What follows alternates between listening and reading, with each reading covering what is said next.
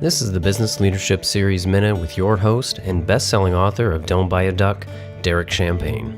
So let's talk about these 5 crisis points. The first one is your identity. In my book, I talk about the identity crisis, a brand's Bermuda Triangle. A brand essentially is what your target community knows about you.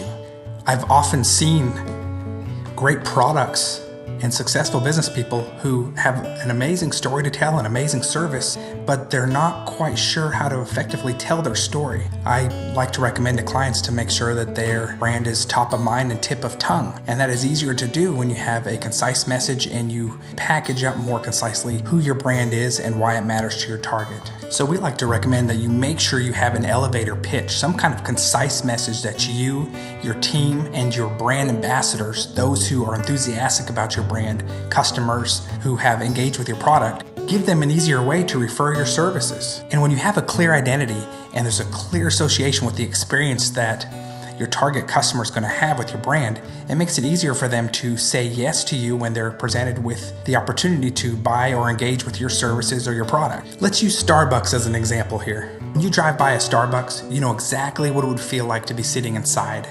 If you see a Starbucks commercial, you can practically taste the flavor of your favorite coffee.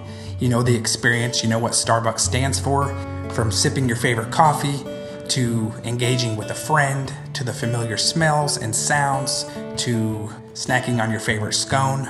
There's no confusion when you see the logo or hear the name of what experience you're going to get when you engage with that brand.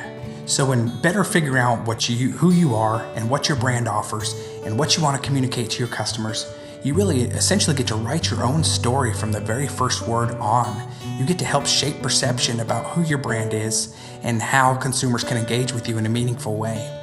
I like to ask a few questions when we start this process, and these are just a few of the questions. But what is it that you do well? What do you want to be known for? What do you want your brand to be known for? What core services are you going to offer? And then what moods or emotions do you want customers to associate with your business? Do you want to be a warm and friendly brand? Are you technology savvy? Are you customer service oriented? What are the things going to help you stand out so that consumers can make a choice quickly when they engage with you and they have the opportunity to say yes if they're a good target? To hear full episodes of the Business Leadership Series, visit blsnow.net.